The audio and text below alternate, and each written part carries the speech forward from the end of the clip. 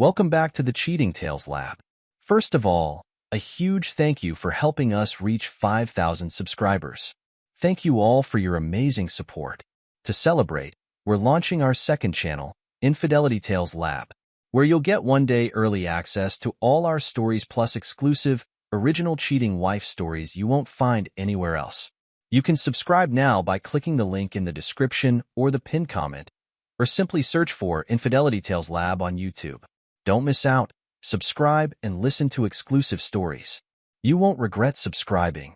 Now let's begin the story. Sergio Woodruff's knuckles whitened as he gripped the steering wheel of his sleek black BMW. The 38-year-old criminal defense attorney sat motionless in his driveway, his piercing blue eyes fixed on the front door of his suburban home.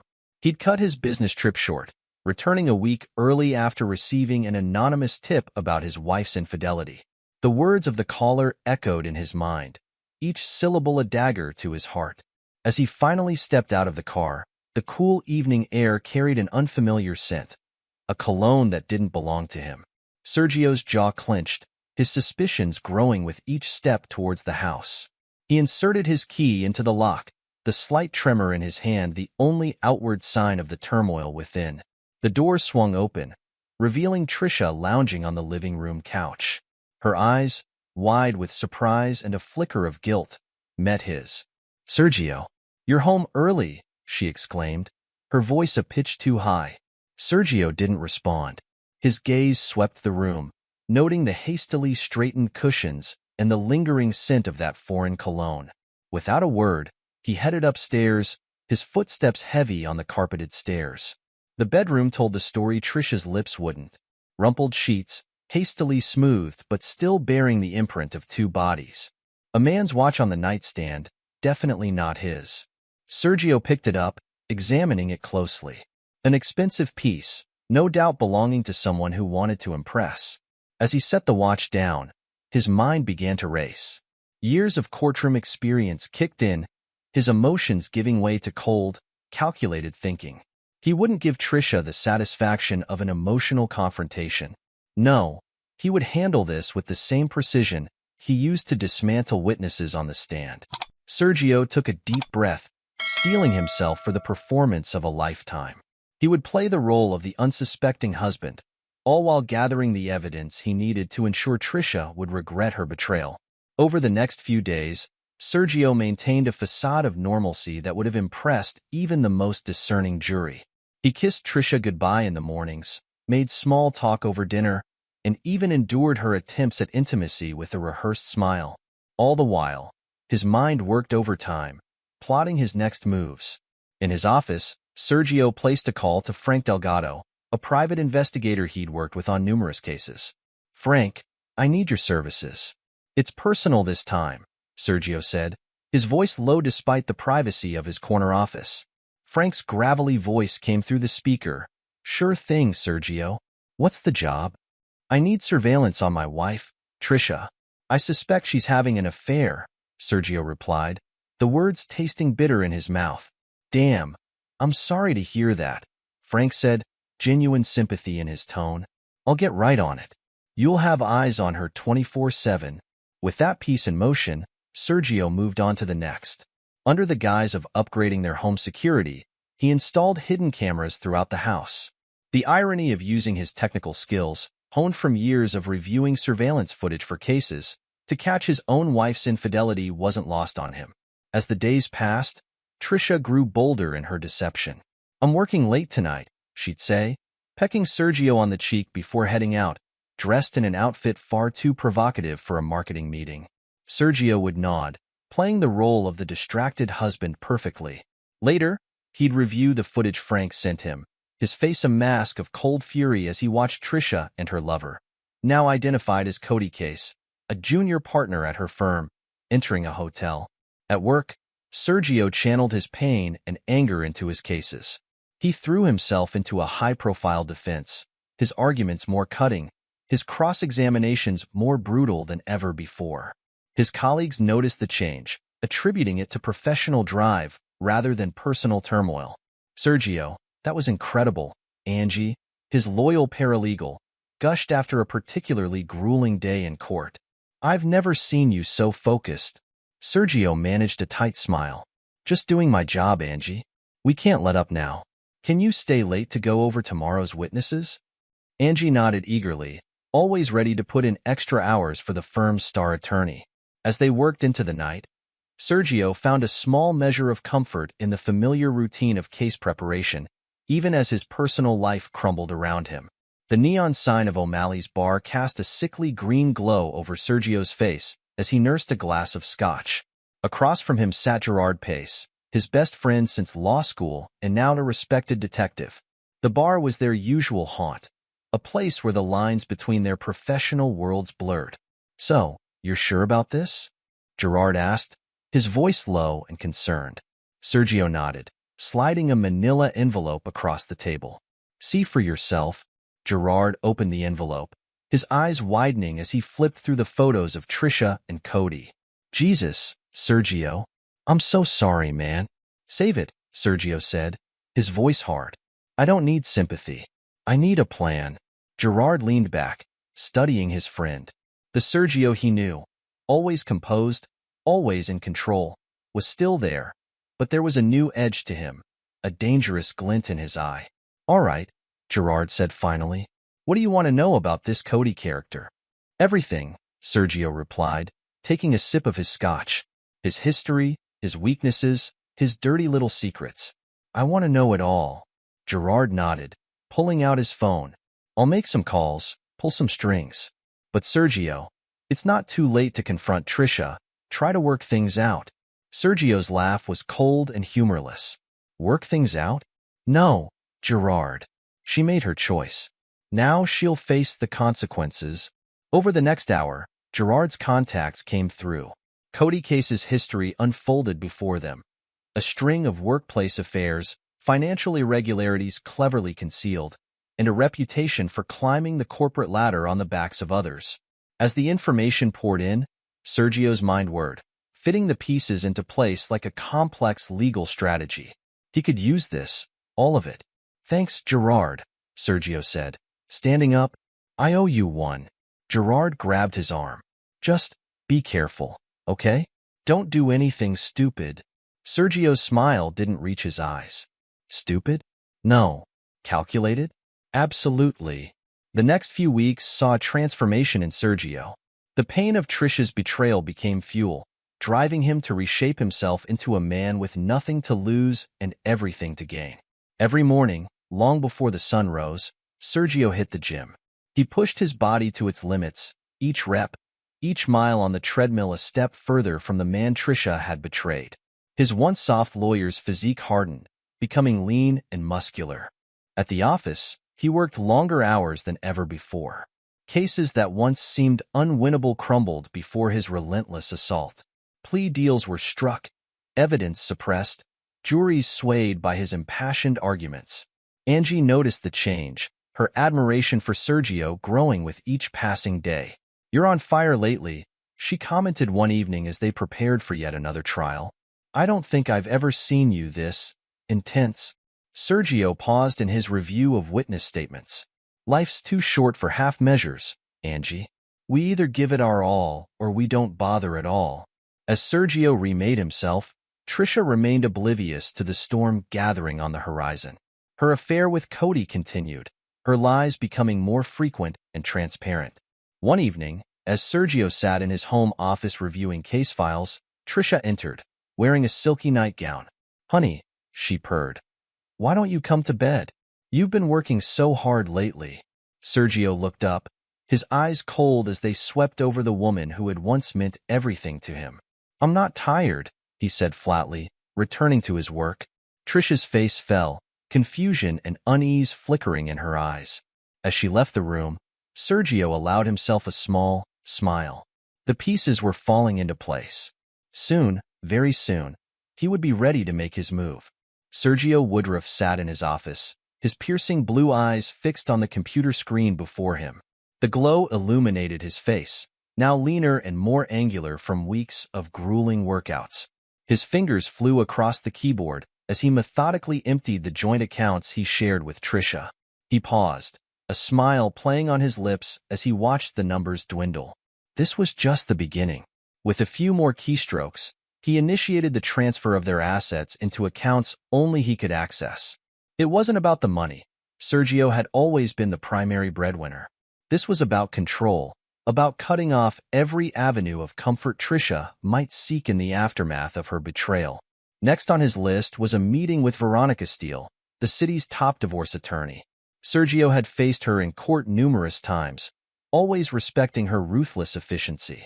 Now, he would harness that ruthlessness for his own cause. Sergio, Veronica greeted him, her handshake firm.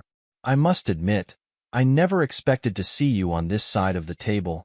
Life's full of surprises, Veronica," Sergio replied, his voice devoid of emotion. "Some more unpleasant than others." As they discussed strategy, Sergio laid out the evidence he had gathered. Veronica's eyes widened slightly, impressed by his thoroughness. "You've certainly done your homework," she commented. "This should make things interesting." Sergio nodded. "I want this to be quick and decisive. Trisha doesn't get to walk away from this unscathed." Veronica's lips curled into a predatory smile. "Oh, I can assure you she won't." With the legal groundwork laid, Sergio moved on to the next phase of his plan. He placed an anonymous call to the HR department of Trisha's firm, his voice disguised. "I have information about unethical behavior involving one of your employees, Cody Case," he said, his tone concerned. "There's a pattern of workplace affairs and some financial discrepancies you might want to look into." The HR representative's voice turned serious. "Thank you for bringing this to our attention. We'll investigate immediately." Sergio hung up, satisfaction coursing through him. The dominoes were set. Now it was time to knock them down. Friday evening arrived, and Sergio knew Trisha would be meeting Cody. He waited until he heard her car pull out of the driveway before springing into action. He moved through the house like a man possessed, gathering Trisha's belongings. Designer clothes, shoes, jewelry, all went into large trash bags. He took no care with her possessions, stuffing them in haphazardly. In their walk-in closet, Sergio paused as his eyes fell on Trisha's wedding dress. The white fabric seemed to mock him, a symbol of vows so carelessly broken. With deliberate slowness, he lifted the dress from its hanger. His hands, steady in even the most high-pressure courtroom situations, didn't shake as he picked up a pair of scissors.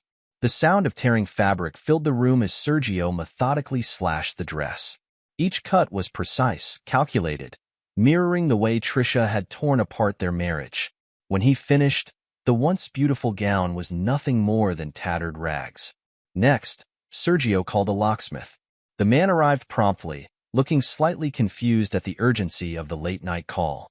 "I need all the locks changed," Sergio instructed. "Immediately." The locksmith nodded, sensing the tension in Sergio's voice. "Yes, sir. I'll get right on it." As the locksmith worked, Sergio gathered the trash bags and carried them to the front porch. He arranged them neatly, a final act of consideration for a woman who had shown him none. Finally, Sergio took out a piece of paper and a pen. His handwriting was steady as he wrote. "I hope he was worth losing everything for." He placed the note atop the bags, held down by Trisha's now worthless wedding ring. With one last look at the home he had shared with Trisha, Sergio walked away. He drove to the city's most exclusive hotel, checked in, and ordered a bottle of their finest scotch. As he poured himself a glass, he allowed himself a small smile. The stage was set. Now, he would wait for the curtain to rise on Trisha's new reality. The night air was thick with the scent of alcohol and cheap perfume as Trisha stumbled out of Cody's car. Her laughter, too loud and slightly hysterical, cut through the quiet suburban street.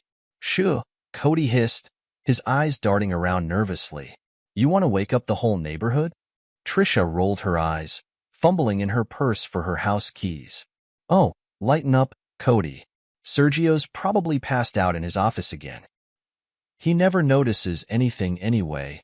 As she approached the front door, Trisha's alcohol-addled brain slowly registered the scene before her. Piles of trash bags littered the porch, and the key wouldn't fit in the lock. "What the hell?" she muttered, confusion sobering her quickly. Her eyes fell on the note atop the bags. As she read Sergio's words, the blood drained from her face. "No, no, No, she whispered, panic rising in her throat.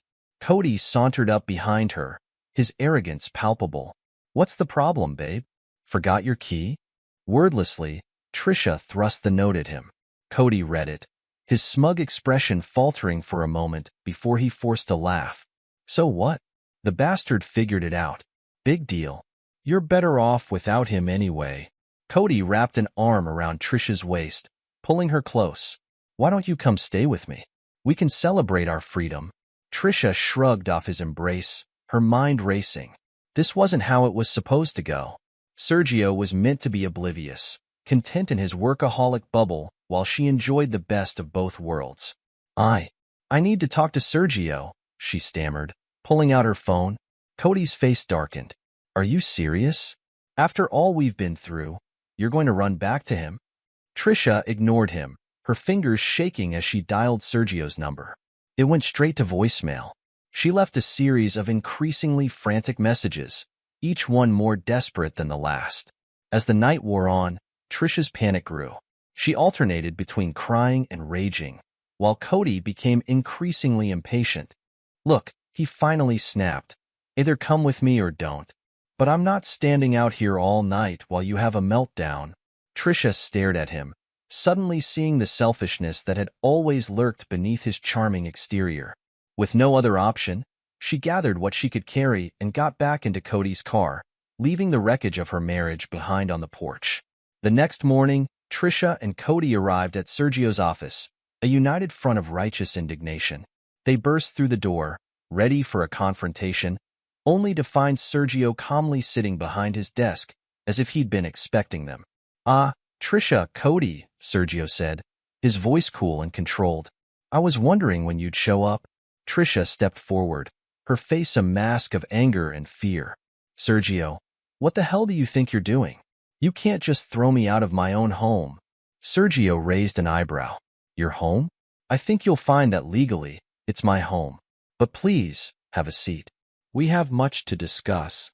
As they sat, Sergio reached into his desk drawer and pulled out a thick manila envelope. "I took the liberty of having these drawn up," he said, sliding divorce papers across the desk. "I think you'll find everything in order." Cody leaned forward, his face flushed with anger. "Now wait just a minute. I wasn't speaking to you." Sergio cut him off, his voice sharp. "In fact, I think you'll find it's in your best interest to remain silent, Mr. Case. Unless, of course, you'd like to discuss the ongoing ethics investigation at your firm." Cody's face paled, the implication clear. He slumped back in his chair, suddenly looking much less sure of himself. Trisha's eyes darted between the two men, realization dawning. You planned all this," she whispered. Sergio's smile was cold. "I merely ensured that actions had consequences, Trisha. Something you seem to have forgotten about." As Trisha flipped through the divorce papers, her shock turned to outrage. "This is ridiculous. You can't possibly expect me to agree to these terms. I'll ruin you, Sergio. I'll tell everyone what a cold, unfeeling bastard you really are." Sergio leaned back in his chair, unfazed by her outburst. "By all means, Trisha, feel free to try. But before you do, consider this.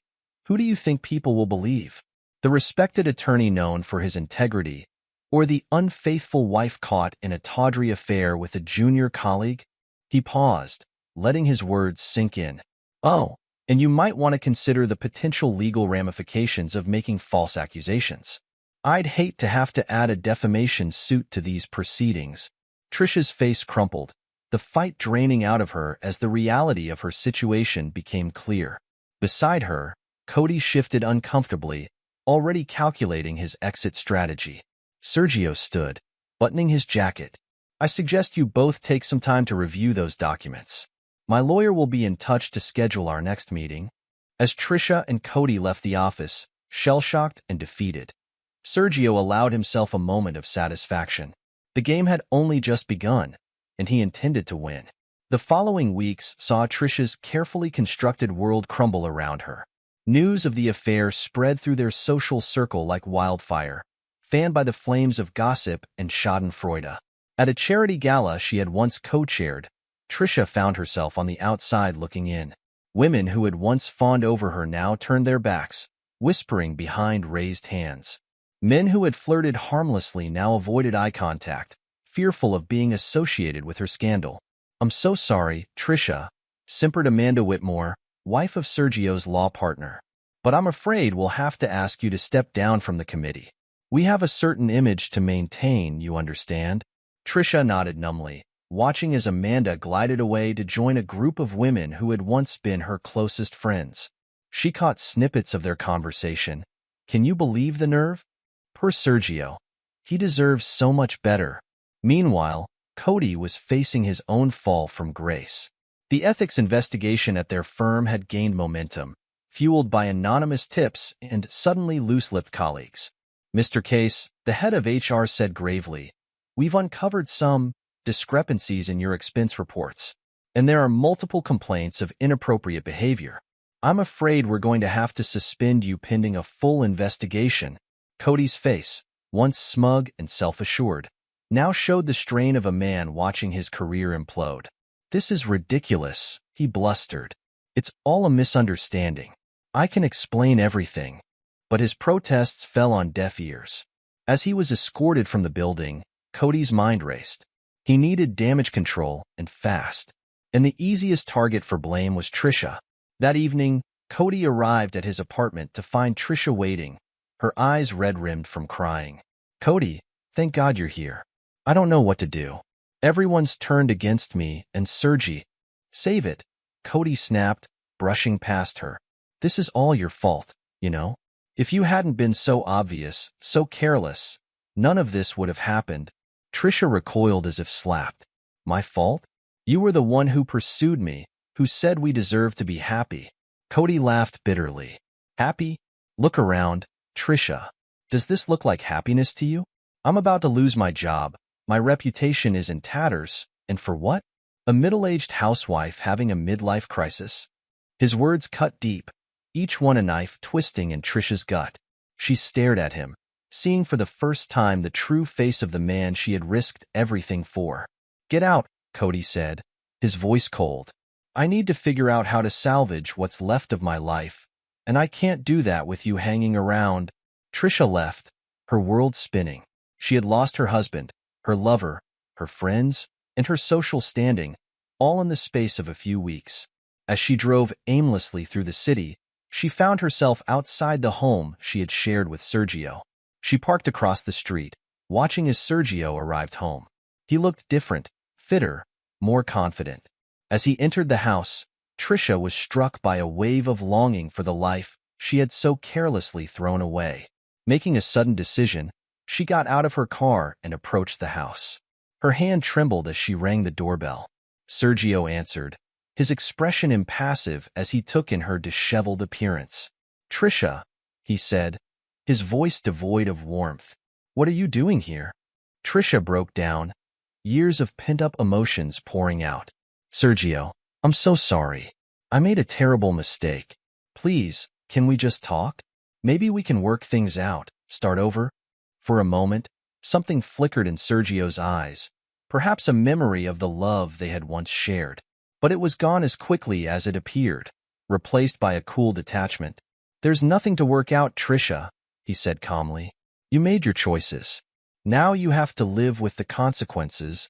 "But I love you," Trisha pleaded, reaching for him. Sergio stepped back, his voice firm. "No, Trisha.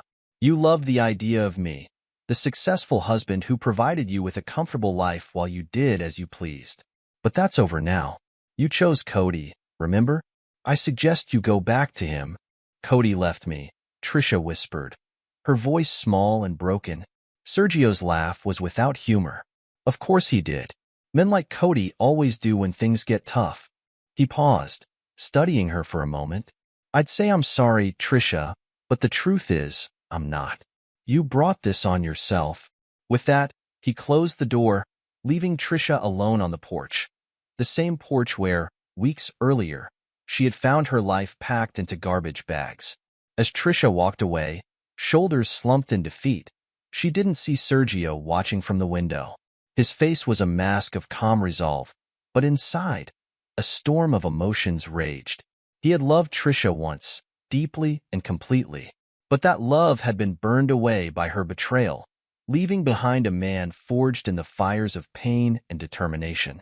Sergio turned away from the window, his mind already moving on to the next phase of his plan.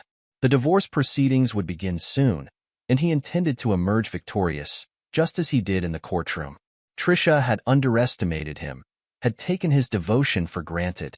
Now, she would learn the true cost of her betrayal. As he settled into his home office to review case files, Sergio allowed himself a small smile. He was Sergio Woodruff, respected attorney, a man of integrity and strength, and he was just getting started.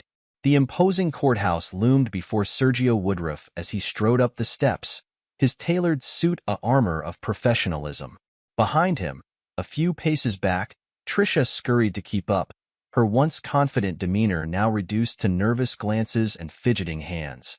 Inside, the courtroom buzzed with anticipation. High-profile divorces were always a spectacle, but this one promised to be particularly juicy. Sergio took his place at the plaintiff's table, his posture relaxed yet alert. His eyes briefly met those of his attorney, Veronica Steele, who gave him a slight nod of reassurance.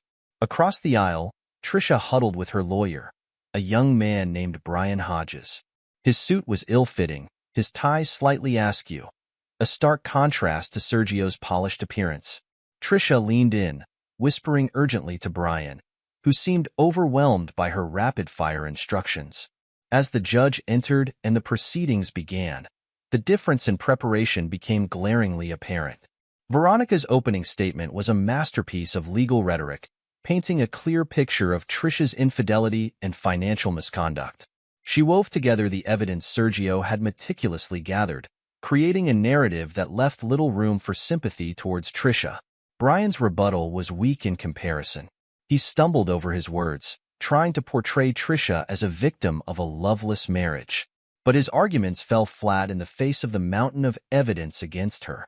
As the proceedings continued, Trisha's attempts to claim alimony were systematically dismantled. Veronica presented bank statements showing suspicious transfers, credit card bills from lavish hotel stays, and even receipts for expensive gifts, all linked to her affair with Cody. "Your Honor," Veronica said, her voice crisp and confident, "Mrs. Woodruff's claim for alimony is not only unwarranted but insulting. The evidence clearly shows that she has been misappropriating marital funds for her extramarital activities. To award her additional support would be to reward her deceit." Trisha's face reddened, a mix of anger and humiliation. She turned to Brian, hissing, "Do something. Aren't you supposed to be defending me?" Brian shifts uncomfortably, knowing he's outmatched. "Mrs. Woodruff, please. I'm doing my best, but the evidence. I don't want to hear about the evidence." Trisha snapped, loud enough for nearby spectators to hear. "I want you to earn your fee and get me what I deserve." The judge's gavel came down hard. "Mrs. Woodruff, control yourself, or you'll be held in contempt." Trisha slumped back in her chair, shooting daggers at Sergio with her eyes.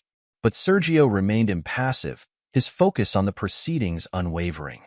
The climax of the day came with Cody's testimony. As he took the stand, his usual smug demeanor was replaced by a nervous energy. His eyes darted around the courtroom, refusing to meet Trisha's gaze. Veronica approached him, her smile predatory. "Mr. Case, please tell the court about the nature of your relationship with Mrs. Woodruff." Cody swallowed hard. We had an affair. It started about a year ago." "And who initiated this affair?" Cody's eyes flicked to Trisha, then away. "Trisha did. She was always flirting at the office, suggesting we work late together. One night, she just came on to me." A gasp rippled through the courtroom. Trisha half rose from her seat, her face contorted with rage. "You lying bastard," she shouted. "You pursued me. You said I deserved better than Sergio." The judge's gavel came down again. "Mrs. Woodruff, this is your final warning. One more outburst and you'll be removed from this courtroom." As Trisha sank back into her seat, Cody continued his testimony, painting her as the aggressor in their affair. He detailed how she'd encouraged him to falsify expense reports to cover their trysts, how she promised to leave Sergio for him. With each word, Trisha's case crumbled further. By the time Cody stepped down from the stand, the sympathy in the room was palpable, not for Trisha, but for Sergio, the wronged husband who had endured such betrayal. Throughout it all, Sergio remained a picture of composure. When it was his turn to testify, he spoke clearly and calmly, presenting his side of the story without embellishment or emotional appeal. He didn't need to play for sympathy. The facts spoke for themselves. As the day's proceedings came to a close, the outcome seemed all but certain. Sergio and Veronica exchanged satisfied glances, while Trisha and her lawyer huddled in desperate conversation. Outside the courtroom, reporters clamored for statements. Sergio strode past them, offering only a dignified no comment. Trisha, on the other hand, tried to push her way through the crowd. Her mascara streaked from tears of frustration. "This isn't over," she shouted at Sergio's retreating back. "You'll regret this, Sergio. I'll make sure everyone knows what kind of man you really are." But her threats fell on deaf ears. Sergio walked away, his head held high, knowing that victory was within his grasp. As the divorce proceedings neared their conclusion, desperation clawed at Trisha's insides. She paced the floor of her rented apartment, a far cry from the luxurious home she once shared with Sergio. Her phone pressed to her ear. She pleaded with her brother, Wallace Hanna. "Wally, please. You have to help me. Sergio's going to take everything." Wallace's sigh crackled through the speaker. "Trish, I told you when this all started. You made your bed. Why should I get involved now?" "Because you're my brother." Trisha's voice rose hysterically. "Family is supposed to stick together. I need you to find something, anything, that we can use against Sergio. There has to be dirt somewhere." There was a long pause before Wallace responded. "Fine. I'll see what I can dig up. But Trish, don't get your hopes up. Sergio's always been straight as an arrow." Trisha's relief was palpable. "Thank you, Wally. I knew I could count on you." As the days passed, Wallace began his reluctant investigation into Sergio's past. He called old contacts, scoured public records, and even hired a private investigator. But at every turn, he came up empty-handed. Instead of dirt, Wallace uncovered a trail of good deeds. Pro bono work for domestic violence victims, anonymous donations to children's charities, mentoring programs for at-risk youth. With each discovery, Wallace's respect for his former brother-in-law grew. Meanwhile, Trisha's world continued to shrink. Her phone rarely rang anymore, her social media accounts eerily quiet. The few times she ventured out, she was met with cold shoulders and whispered comments. One afternoon, as Trisha was drowning her sorrows in a bottle of wine, a knock at the door startled her. She opened it to find Cody standing there, his appearance a shadow of his former polished self. "Trisha," he said, his voice hoarse. "Can we talk?" She let him in, noting the desperation in his eyes. Cody paced the small living room. "I'm finished, Trisha. The ethics board. They're going to disbar me. I've lost everything." For a moment, Trisha felt a flicker of sympathy. Then she remembered his betrayal in the courtroom, and her heart hardened. "What do you want from me, Cody? In case you haven't noticed, I'm not exactly in a position to help anyone." Cody turned to her, his eyes pleading. "I thought maybe we could try again. Start over somewhere new. We could support each other." Trisha stared at him, disbelief turning to disgust. "Are you serious? After everything that's happened, after you threw me under the bus in court, you think we can just start over?"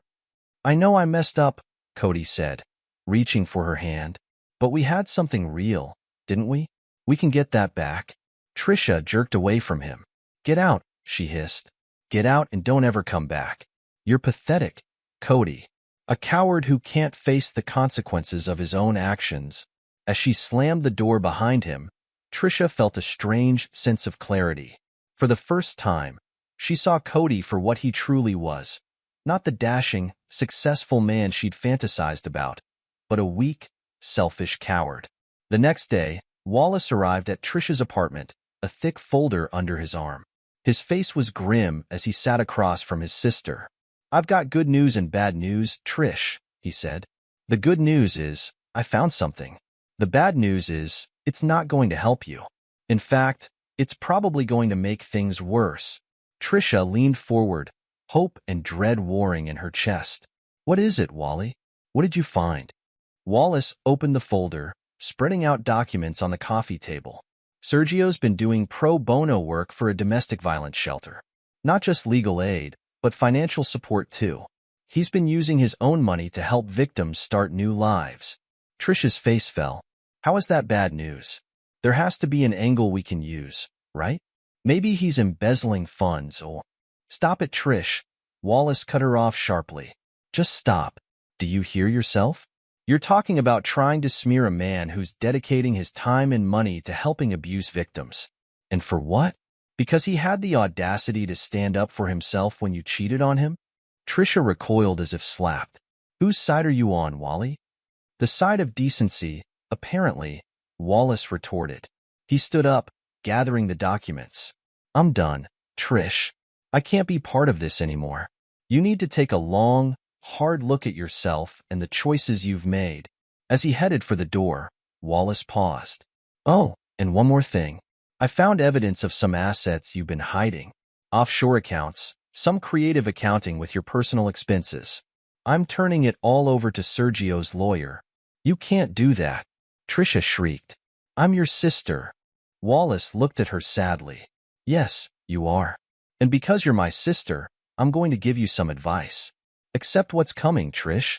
Take whatever settlement Sergio offers and use it as a chance to start over. Be better. With that, he left, leaving Trisha alone with the realization that she had well and truly lost everything. The courtroom was packed on the day of the final ruling. Sergio sat at the plaintiff's table, as composed as ever in a crisp charcoal suit. Beside him, Veronica Steele radiated confidence. Across the aisle, Trisha slumped in her chair, her appearance a far cry from her once polished self. As the judge entered, a hush fell over the room. Judge Miranda Holbrook, known for her no-nonsense approach, surveyed the courtroom before speaking. After careful consideration of all evidence presented, this court is ready to issue its ruling in the matter of Woodruff versus Woodruff. Trisha straightened in her seat, a last flicker of hope in her eyes. Sergio remained still, his expression neutral. This court finds overwhelmingly in favor of the plaintiff, Sergio Woodruff. The defendant, Trisha Woodruff, is found to have engaged in marital misconduct through her extramarital affair. Furthermore, her attempts to claim alimony are denied based on evidence of financial misconduct during the marriage. Judge Holbrook continued, detailing the division of assets. With each pronouncement, it became clear that Trisha was being left with little more than she had entered the marriage with. The judge's tone grew stern as she addressed Trisha directly. Mrs. Woodruff, this court takes a dim view of your actions both during your marriage and throughout these proceedings. Your attempts to malign Mr. Woodruff's character have been found baseless and potentially libelous. You would do well to accept this ruling and move forward with your life. As the judge's gavel fell, finalizing the divorce, a weight seemed to lift from Sergio's shoulders. He shook hands with Veronica, thanking her for her excellent work. As they gathered their things to leave, Sergio caught sight of Trisha. She stood alone, tears streaming down her face as the reality of her situation sank in. For a brief moment, their eyes met. Trisha's gaze held a mixture of anger, regret, and dawning realization of all she had lost. Sergio's remained impassive, offering neither forgiveness nor condemnation. He simply nodded once, then turned away. As Sergio exited the courtroom, he was met with a sea of supportive faces. Colleagues, friends, and even a few of Trisha's former social circle were there, offering congratulations and words of support. Among them was Angie, his loyal paralegal. Her eyes shone with admiration as she approached. Congratulations, Sergio. You handled this whole ordeal with such grace and strength. Sergio allowed himself a small smile. Thank you, Angie. I couldn't have done it without the support of the firm and your hard work. As they chatted, neither noticed Trisha watching from the shadows, her face a mask of bitterness as she witnessed the respect and admiration Sergio commanded. Months passed, and life moved on. Sergio threw himself into his work with renewed vigor, his reputation only enhanced by the dignified way he had handled his personal troubles. His pro bono work expanded, and he found a deep sense of satisfaction in helping those truly in need. One evening, at a celebration for his promotion to partner at the firm, Sergio found himself in conversation with a striking woman he hadn't met before. Sergio Woodruff, he introduced himself, extending his hand. Sylvia Reinhardt, she replied, her handshake firm and confident. I'm a neurosurgeon at Metro General. Your colleague Mark was just telling me about your recent work with the domestic violence shelter. It's incredibly admirable. As they talked, Sergio found himself drawn in by Sylvia's intelligence and wit. For the first time since his divorce, he felt a spark of interest, a reminder that life still held possibilities. Their conversation was interrupted by the managing partner calling for a toast. As Sergio excused himself to join his colleagues at the front of the room, he caught Sylvia's eye. She smiled warmly, and he found himself looking forward to continuing their conversation. Later that night, Sergio sat in his home office, contentedly reviewing notes for an upcoming case. His eyes drifted to a framed note on his desk, the same one he had left for Trisha on that fateful night. I hope he was worth losing everything for. Once a reminder of betrayal, the note now served a different purpose. It was a testament to his strength, a reminder of the adversity he had overcome. Sergio smiled, feeling truly at peace for the first time in years. He was Sergio Woodruff, respected attorney, valued colleague, and a man who had faced betrayal and emerged stronger for it. As he turned back to his work, Sergio felt a sense of anticipation for what the future might hold. He had weathered the storm and come out the other side, ready to embrace whatever challenges and opportunities lay ahead. The chapter with Trisha was closed. Now, it was time to write a new one. Epilogue. 5 years had passed since the dust settled on the Woodruff divorce, and the consequences of that tumultuous period continued to ripple through the lives of all involved. Trisha Woodruff, once the picture of suburban success, now lived in a small, run-down apartment on the outskirts of the city. The meager settlement from her divorce had long since dwindled, frittered away on unsuccessful attempts to recapture her former lifestyle. Her days were spent working as a low-level administrative assistant at a local insurance company, a far cry from her previous role as a marketing executive. The social circle that had once fawned over her now treated her as a cautionary tale. Invitations to galas and charity events, once a staple of her calendar, had dried up entirely. On the rare occasions she ventured to her old haunts, she was met with cold shoulders and not-so-subtle whispers. Trisha's attempts to rebuild her life romantically had been equally unsuccessful. Her reputation preceded her, and any potential partners quickly distanced themselves once they learned of her past.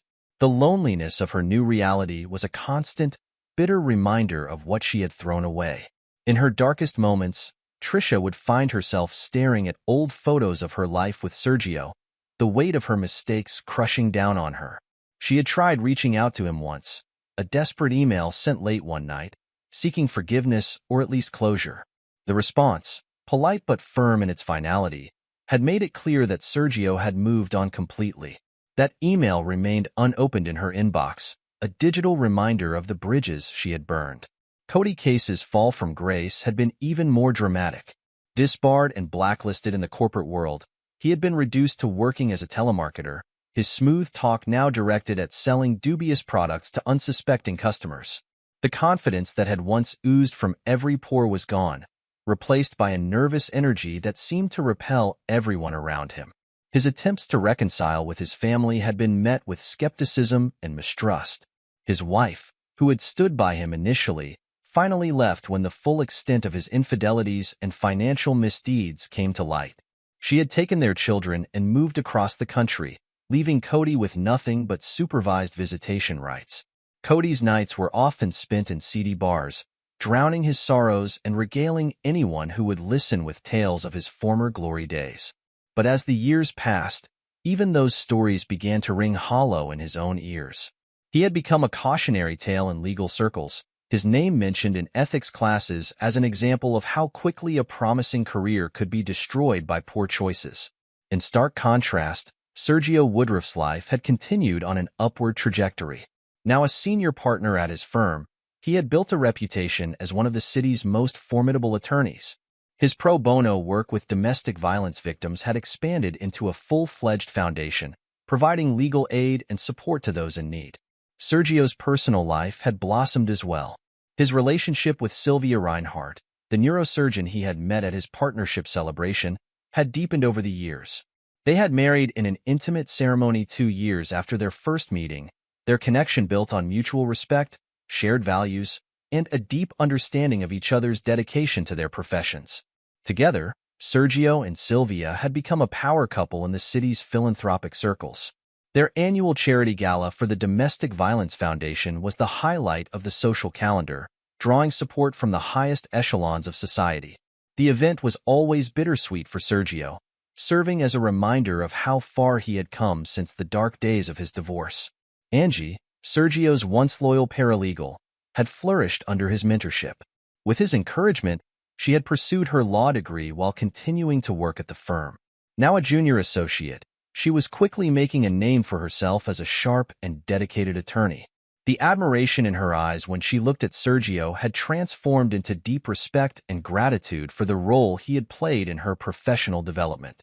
Gerard Pace, Sergio's detective friend, had risen through the ranks to become chief of detectives. He and Sergio remained close, often collaborating on cases that straddled the line between criminal and civil law. Their friendship, forged in the crucible of Sergio's personal crisis, had only grown stronger over the years. Wallace Hanna, Trisha's brother, had cut ties with his sister after the divorce proceedings. His decision to prioritize integrity over family loyalty had initially been difficult, but as the years passed, he found peace in knowing he had made the right choice. He had channeled the experience into his own personal growth, becoming an advocate for ethical business practices in his industry.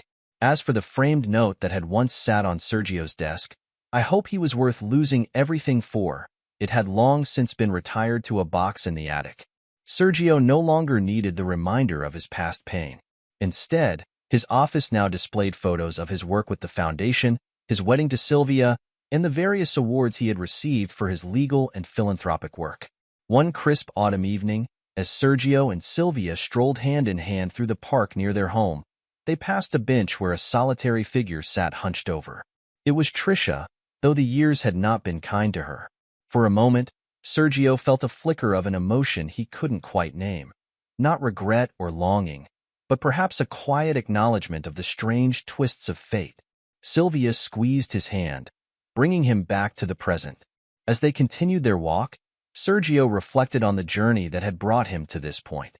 The betrayal that had once threatened to destroy him had instead been the catalyst for a life far richer and more fulfilling than he could have imagined. As the sun set over the city skyline, Sergio Woodruff walked towards his future, the echoes of the past fading with each step. He had paid the price of betrayal, but in doing so, had gained a life of purpose, love, and unwavering integrity. It was a price that, in the end, had been worth every penny. This is where our story comes to an end. Share your thoughts in the comment section. Thanks for your time. If you enjoy the story, please subscribe to this channel. Click on the video you see on the screen, and I will see you there.